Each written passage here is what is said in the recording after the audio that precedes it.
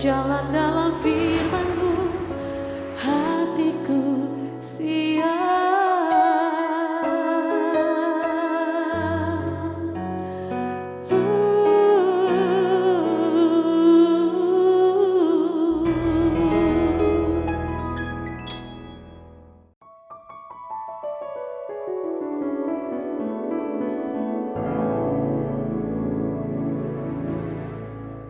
Salam, God Lover yang dikasih oleh Tuhan Yesus Kristus. Senang kita bisa kembali bersama-sama dalam Rest in God. Kita akan menikmati hadirat Tuhan. Kita persembahkan korban syukur kita melalui nyanyian, pujian, dan penyembahan kita. Karena kita percaya dalam hadirat-Nya ada sukacita, ada kemenangan, ada kelegaan. Tuhan Yesus berkata kepada kita semua, "Marilah kepadaku semua yang letih lesu dan berbeban berat, aku akan memberikan kelegaan kepadamu." Mari kita hampiri Dia dengan korban syukur kita dan pengharapan kita. Dia akan memberi kita kelegaan. Dalam kita berdoa bersama-sama. Bapa di surga, kami bersyukur karena Engkau mengasihi kami. Biarlah dalam kasih-Mu kami boleh juga memberikan korban syukur kami sebagai ungkapan kasih kami kepadamu. Sebuah pujian, penyembahan yang kami naikkan dari hati kami yang paling dalam.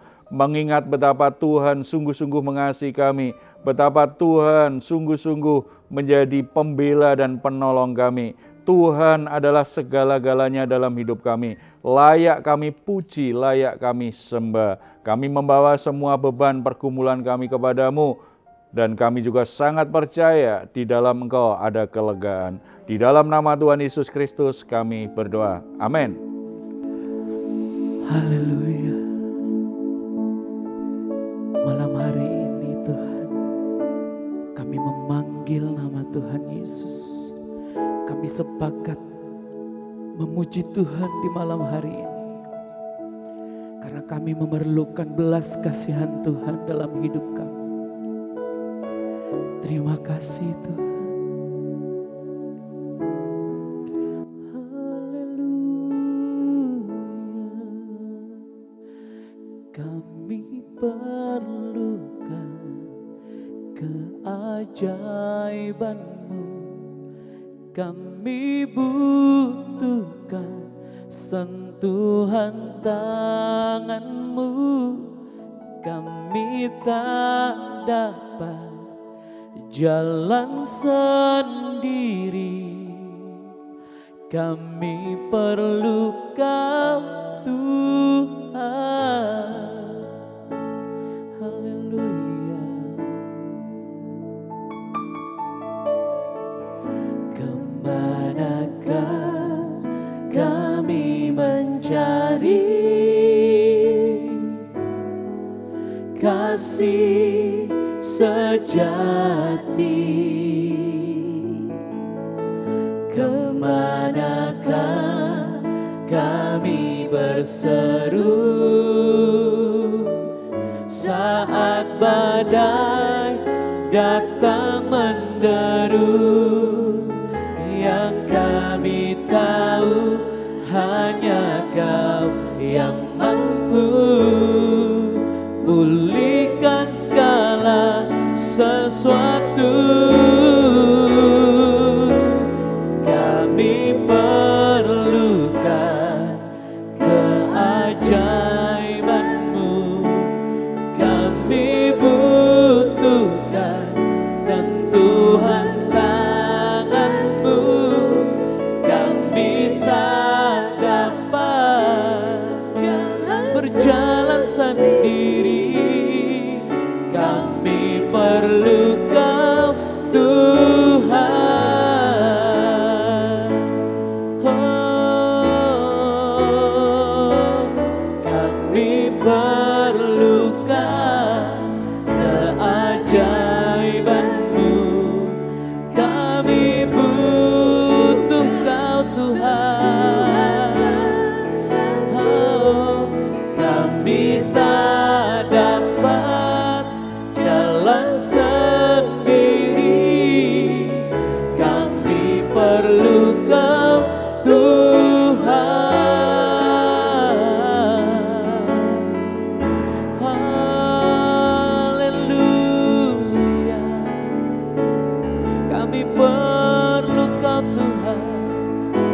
Kami butuh belas kasihan-Mu memenuhi hidup kami. Kemuliaan bagi-Mu Tuhan, Kau pusat penyembahan kami. Biar segala yang bernafas memuji-Mu, Yesus Kristus Tuhan. Haleluya. Terima kasih Tuhan, Kau Allah yang mulia. Glory bagi-Mu, Yesus Tuhan. Kaulah yang diagungkan.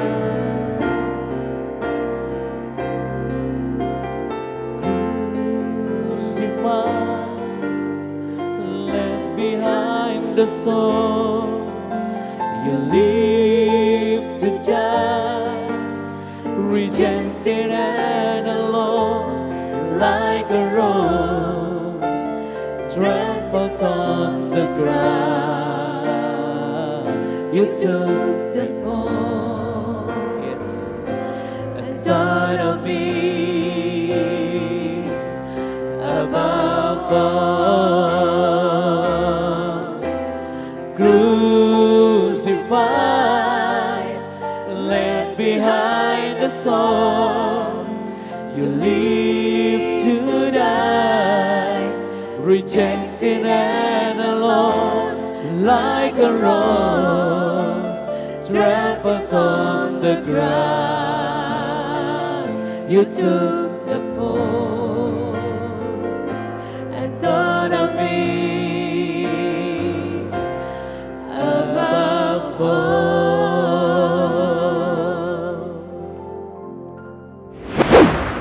Puji Tuhan, dimuliakan Bapa kita di surga dalam seluruh hidup kita. Dalam situasi pandemi saat ini, dampak dari pandemi jelas banyak usaha yang jadi tidak berjalan dengan baik, banyak pekerjaan tidak berjalan dengan baik. Salah satu yang akhirnya membuat orang jadi pesimis adalah membayangkan, apakah kira-kira dengan kondisi yang seperti ini aku masih punya masa depan? Yang punya anak juga berpikir seperti itu, apakah masih ada masa depan bagi anak-anakku? Apakah aku bisa menyekolahkan mereka, menyiapkan mereka, membesarkan mereka untuk masa depannya? Ada banyak kegalauan hati tentang masa depan ketika orang alami situasi yang sulit seperti kondisi saat ini. Nah, kita mau sharing tentang masa depan nih. Sebelum saya lanjutkan dengan firman Tuhan, mungkin ada yang mau sharing, silahkan. Iya Pak, Iya silakan. Saya mau sharing sedikit apa yang saya alami. Ini saya alamin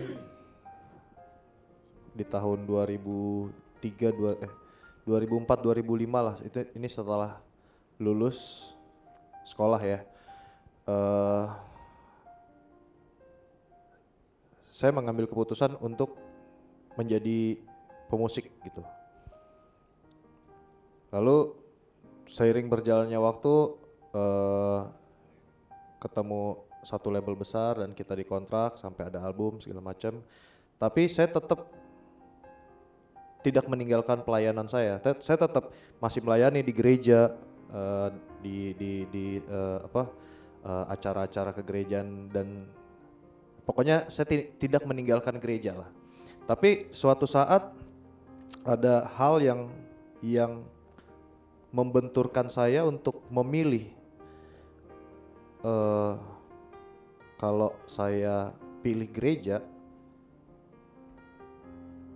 hilang nih karir saya nih. Tapi kalau saya pilih, saya harus menjual Tuhan, ya otomatis masa depan saya harusnya terjamin dong. Nah, di sini akhirnya saya memutuskan untuk oke, saya tidak meninggalkan pelayanan saya tidak meninggalkan gereja, saya tetap melayani.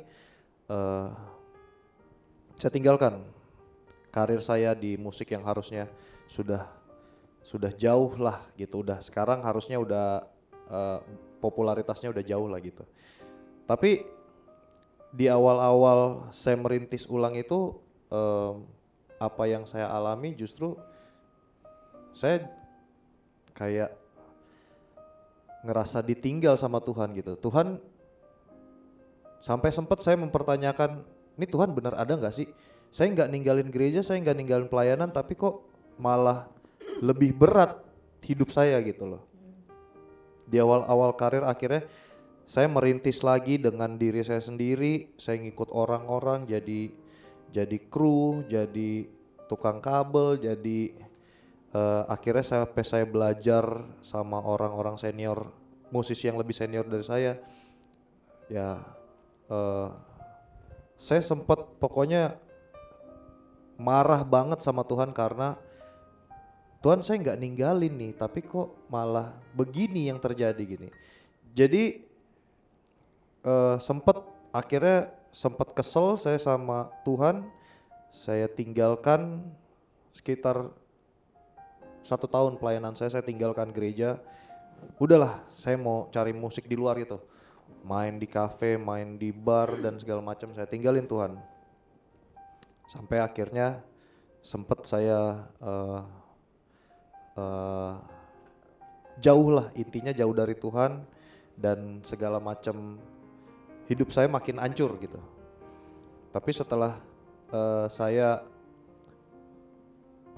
kembali lagi ke Tuhan, akhirnya diketemukan lagi dengan beberapa musisi senior yang kebetulan Kristen juga, akhirnya mengajarkan saya banyak hal bahwa jadi musisi itu nggak gampang karena bukan pekerjaan tetap.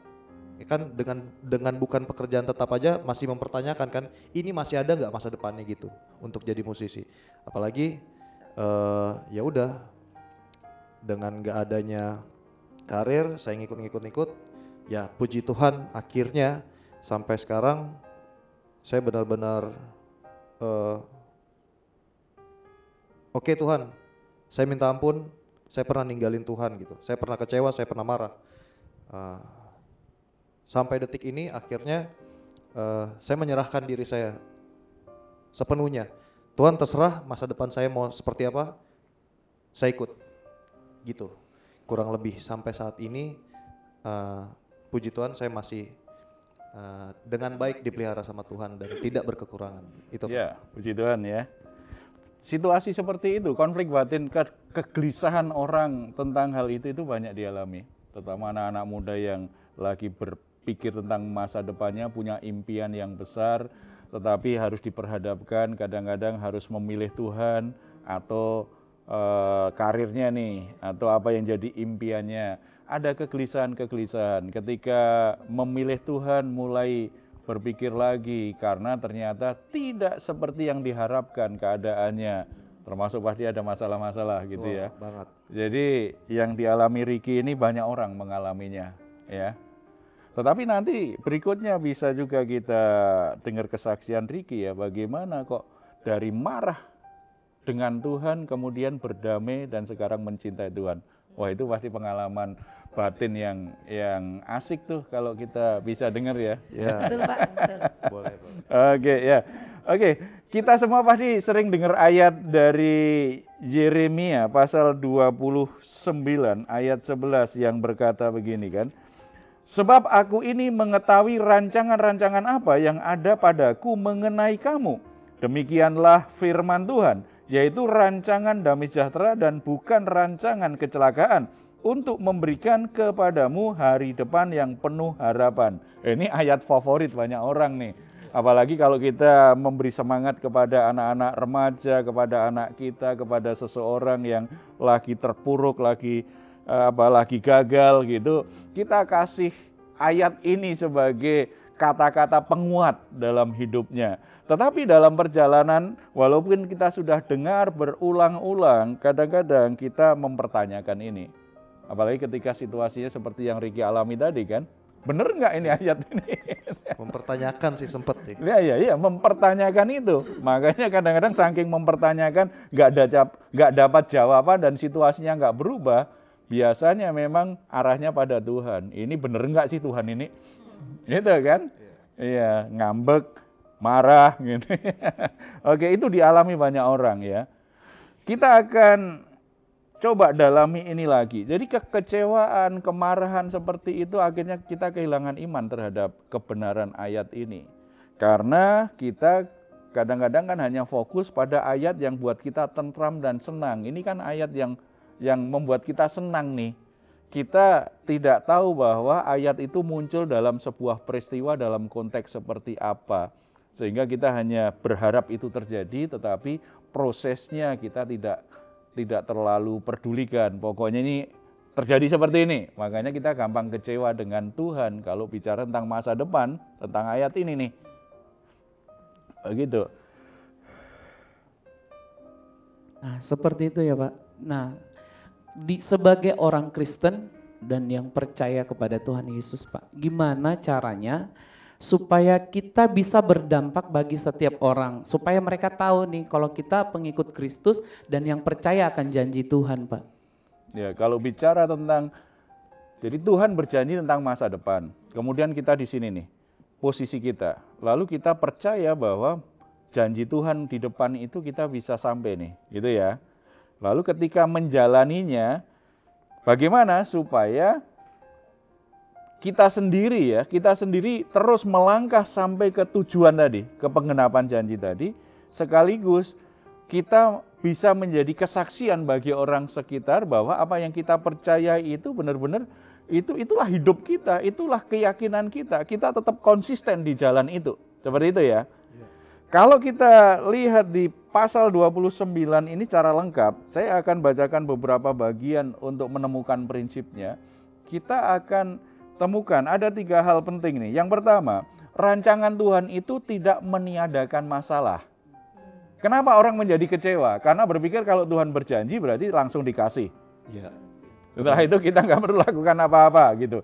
Ada bagian-bagian tertentu, kasus tertentu bisa seperti itu. Tetapi banyak yang sebenarnya dalam janji Tuhan itu ada proses yang harus kita jalani di mana dari sisi kita tidak hanya kita harus berani melewati prosesnya, tetapi juga ada tanggung jawab yang harus kita kerjakan. Kalau hanya bermimpi seperti itu, setelah itu bermalas-malasan, ya nggak akan sampai di sana kan? Ya. Rancangan Tuhan tidak meniadakan masalah. Kalau kita baca misalnya ayat yang pertama, beginilah bunyi surat yang dikirim oleh Nabi Yeremia dari Yerusalem kepada tua-tua di antara orang buangan, kepada imam-imam, kepada nabi-nabi, dan kepada seluruh rakyat yang telah diangkut ke dalam pembuangan oleh Nebukadnezar dari Yerusalem ke Babel. Surat ini termasuk ayat tadi itu ditujukan kepada siapa? Kepada umat Israel, bukan ketika mereka lagi hidupnya nikmat dan baik-baik saja. Mereka sedang jadi tawanan, mereka di pembuangan. Kerajaan yang menjajah, yang menaklukkan mereka, mengangkut mereka di negeri mereka. Jadi mereka itu dalam keadaan sebagai tawanan, sebagai orang-orang buangan, kehilangan segalanya. Tetapi ada janji yang luar biasa kan, keadaanmu nggak seperti ini terus loh nanti. Dari sini kita bisa menangkap, berarti kalau Tuhan berjanji bukan berarti meniadakan masalah. Situasi masalah apapun justru kita membutuhkan janji Tuhan supaya kita tahu kita tidak terpuruk terus, kita tidak dalam kondisi kita saat ini terus-menerus.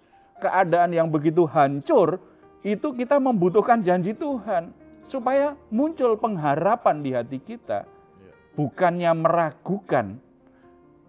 Karena ini ditujukan kepada orang yang benar-benar dalam keadaan nggak punya apa-apa. Tidak punya juga kebanggaan sebagai bangsa. Mereka terbuang, mereka tertawan. Tetapi ada janji yang luar biasa. Kesalahan banyak orang Kristen berpikir dalam Tuhan semuanya baik-baik saja. Semua masalah pasti beres.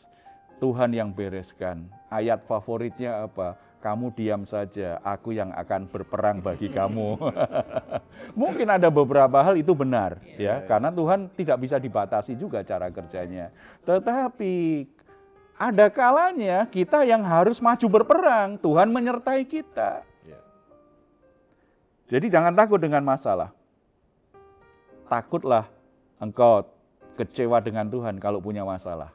Karena kalau ada masalah, Tuhan itu pasti membelamu, pasti menolongmu. Amin. Jadi nggak perlu kita bermimpi, nggak punya masalah. Menurut saya justru itu tandanya kita masih hidup di dunia.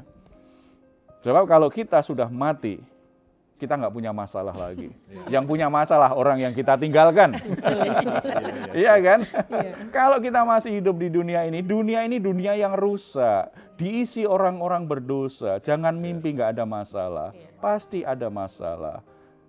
Dalam keadaan terpuruk punya masalah, tetap pandang dan yakini janji Tuhan ke depan. Amin. Tetap punya masa depan kalau kita dalam Tuhan. Yang kedua, rancangan Tuhan itu membutuhkan usaha dan doa. Coba kita baca ayat yang ke-7. Usahakanlah kesejahteraan kota kemana kamu aku buang, dan berdoalah untuk kota itu kepada Tuhan, sebab kesejahteraannya adalah kesejahteraanmu.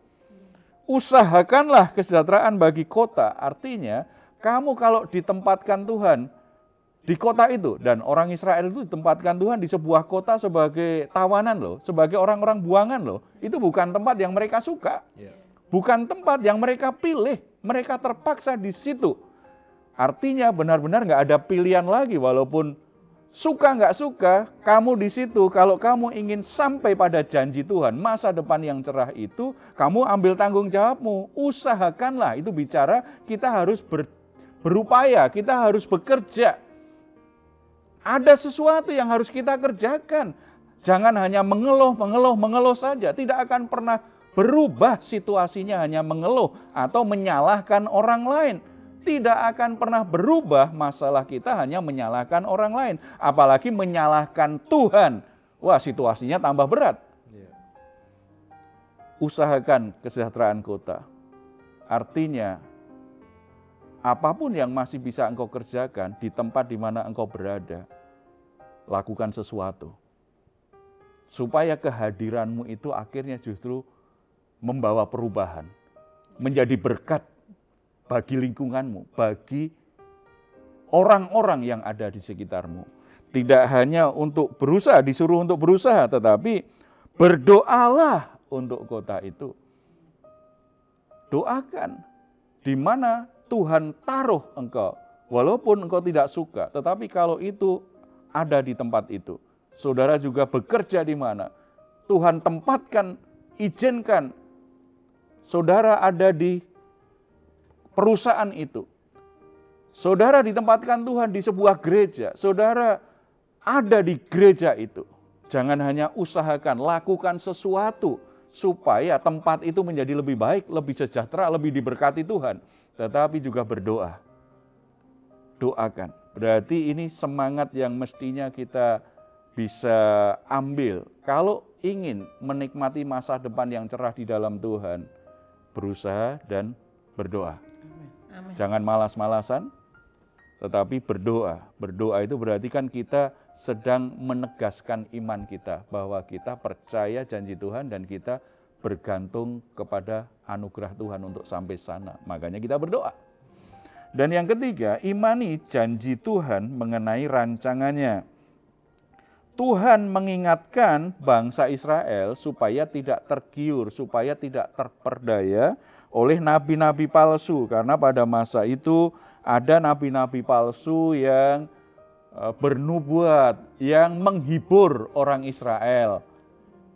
Supaya mereka memiliki janji-janji manis. Mungkin maksudnya di sisi lain mungkin positif, supaya mereka terhibur, supaya mereka tidak sedih hati, supaya mereka semangat lagi. Tetapi kalau orang berbicara atas nama Tuhan, lalu dia berbohong, itu adalah nabi palsu. Ada banyak nabi palsu yang memberi harapan palsu kepada orang Israel.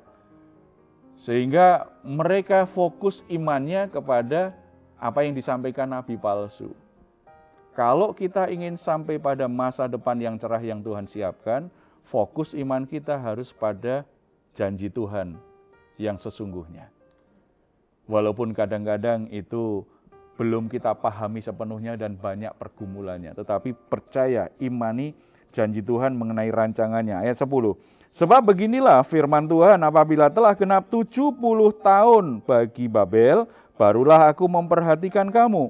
Aku akan menepati janjiku itu kepadamu dengan mengembalikan kamu ke tempat ini. Tuhan akan memberi masa depan yang cerah, tetapi Tuhan berkata apa? Sesuai dengan waktuku. Waktunya yang Tuhan tetapkan apa? Setelah genap 70 tahun. Jadi waktu yang panjang itu mungkin nabi palsu memberi penghiburan. Cepat selesai ini masalah. Tenang saja, Tuhan pasti menolong kita. Sehingga umat Israel justru akhirnya tidak berusaha, tidak berdoa, dan tidak lakukan tanggung jawabnya dengan benar. Tuhan bekerja itu sesuai dengan agendanya, sesuai dengan waktunya. Setiap peristiwa yang terjadi dalam hidup kita, bagi Tuhan itu bukan main-main atau uji coba, tidak. Tuhan itu tahu betul ada kalanya kita memang harus diberi pengalaman itu, supaya sampai kita akhirnya ketemu secara pribadi dengan Tuhan, punya pengalaman pribadi dengan Tuhan, mengerti sebuah maksud Tuhan dalam hidup kita. Kita semua pasti punya pengalaman lah ya, bagaimana situasi yang sulit itu akhirnya mengarahkan kita pada sebuah keputusan. Saya mau tinggalkan Tuhan atau terus ikut Tuhan. Dan ketika kita memilih ikut Tuhan, ada sesuatu yang sangat spesial secara rohani. Kita punya pengalaman dengan Tuhan, kita punya pengalaman dengan kebenaran Tuhan, kita mengalami janji Tuhan. Itu terjadi kan? Fokus pada apa yang Tuhan janjikan, bukan pada berita-berita hanya sekedar menghibur saja. Ingat bahwa janji Tuhan tidak sedang berusaha menyenangkan hati kita, tetapi sedang mengarahkan hidup kita supaya kita bisa menggenapi rencananya yang luar biasa ke depan. Amin. Amin. Jadi Bapak Ibu Saudara-saudara yang dikasihi Tuhan, mungkin saat ini ada yang lagi risau tentang masa depannya, karena memang situasinya sangat sulit sekali. Di PHK sepertinya tidak bisa bekerja lagi, atau mungkin kecelakaan sehingga sepertinya juga nggak bisa bekerja lagi, atau mungkin alami kebangkrutan, hutangnya begitu banyak, sepertinya tidak bisa lagi membangun usahanya lagi, atau bagi anak-anak remaja mungkin yang masih muda begitu, sepertinya masa depannya jadi hilang. Tidak ada masa depan karena usaha orang tuanya bangkrut dan terlilit hutang sedemikian rupa. Nggak ada lagi uang untuk sekolah, untuk kuliah. Tetapi mari kita fokuskan hati kita. Janji Tuhan tentang masa depanmu itu Tuhan pegang secara konsisten. Amin. Tetapi bagian kita mari kita ikuti. Rancangan Tuhan tidak meniadakan masalah dalam hidup kita. Tetapi ketika ada masalah, Tuhan tidak meninggalkan kita. Amin. Maka kita tetap harus berusaha berdoa. Fokuskan imanmu pada janji Tuhan. Amin. Bukan tawaran-tawaran manis yang membohongi dan sekedar menyenangkan hati kita. Kita bersatu dalam doa. Bapa di surga, kami bersyukur karena di dalam Yesus Kristus ada janji yang luar biasa. Bahwa Tuhan menyediakan masa depan yang cerah bagi kami. Amin. Bukan masa depan yang penuh kecelakaan, masa depan yang baik. Yes. Tetapi seringkali kami menjadi putus asa, kami kembali kecewa kepada Tuhan. Karena situasi yang kami alami saat ini sepertinya sangat jauh dan tidak mungkin masa depan itu bisa kami nikmati. Bapa di surga, mari Engkau hampiri saudara-saudara yang sedang putus asa. Karena mereka sedang terpuruk dengan pekerjaannya. Mereka sedang terpuruk dengan usahanya. Mereka tidak punya apa-apa. Keadaannya begitu buruk sehingga untuk memikirkan masa depan aja mereka tidak berani lagi. Karena mereka memang tidak sanggup. Tetapi biarlah hari ini kebenaran firman-Mu membebaskan mereka dari segala ketakutan, kecemasan, dan ketidakberdayaan. Sehingga imannya kembali tumbuh, semangatnya kembali berkobar-kobar. Mereka kembali punya keyakinan yang kuat bahwa Tuhan mampu untuk memulihkan kehidupan mereka, membalikkan situasi buruk ini menjadi sesuatu yang baik dan membawa mereka pada masa depan yang cerah. Bapa di surga, hadir dalam kehidupan orang-orang yang tidak berdaya, orang-orang yang putus asa, orang-orang yang berbeban berat, orang-orang yang dipenuhi dengan kecemasan akan masa depannya. Nyatakan kehadiran-Mu, kuatkan hatimu, dan biarlah Roh Kudus mengobarkan kembali semangat hidup dan iman mereka, Bapa. Terima kasih Bapa di surga. Kami juga terus berdoa untuk bangsa dan negara kami. Biarlah anak-anak-Mu yang Tuhan percaya tinggal di tengah-tengah negeri ini. Kami semua menjadi bagian dari solusi masalah bangsa dan negara kami. Kami semua menjadi orang-orang yang bekerja dengan benar. Kami semua menjadi orang-orang yang produktif. Sehingga Tuhan tidak hanya memberkati kami melalui apa yang Tuhan berkati melalui hidup kami. Bangsa dan negara kami juga terberkati. Negara ini menjadi lebih baik. Bangsa kami menjadi lebih baik. Karena anak-anak-Mu bisa bertumbuh dengan baik dan diberkati oleh Tuhan. Biarlah kami menjadi orang-orang yang selalu berdiri antara Tuhan dan bangsa kami. Kami membawa semua permasalahan bangsa kami Tuhan, supaya semua situasi dan pergumulan bangsa ini mendapatkan kasih karunia Tuhan. Semua masalahnya bisa teratasi. Para pemimpin bangsa kami diberi hikmat, diberi kemampuan untuk mengatasi semua problem yang sedang dialami oleh bangsa ini. Bangsa ini menjadi sejahtera, menjadi semakin diberkati Tuhan. Terpuji nama-Mu dalam nama Tuhan Yesus. Amin. Saudara-saudara yang dikasihi Tuhan, jangan pernah putus asa, jangan khawatir. Keadaan apapun yang saudara alami, selalu ada masa depan. Karena Tuhan sudah menyediakan masa depan yang terbaik. Jangan menyerah. Ambil sikap yang benar, supaya saudara sampai pada tujuan Tuhan. Kalau saudara membutuhkan dukungan doa, saudara silahkan menulis di nomor telepon yang tertera di layar saudara. Tim doa kami akan berdoa supaya Tuhan menolong dan memberkati saudara-saudara semuanya. Kalau ada yang ingin memberikan komentar, silahkan menuliskannya di ruang komentar yang ada di channel Diaspora TV. Kami tunggu. Mazmur 4 ayat 8 sampai 9. Engkau telah memberikan sukacita kepadaku lebih banyak daripada mereka ketika mereka kelimpahan gandum dan anggur. Dengan tentram aku mau membaringkan diri lalu segera tidur, sebab hanya Engkaulah ya Tuhan yang membiarkan aku diam dengan aman. Selamat malam, selamat beristirahat. Tuhan Yesus memberkati kita semuanya. Amin. Crucified, left behind the stone, you live to die, rejected and alone, like a rose trampled on the ground. You took the fall and thought of me above all. Crucified, left behind the stone, you live to die, rejected and alone, like a rose trampled on the ground. You took the fall and thought of me above all.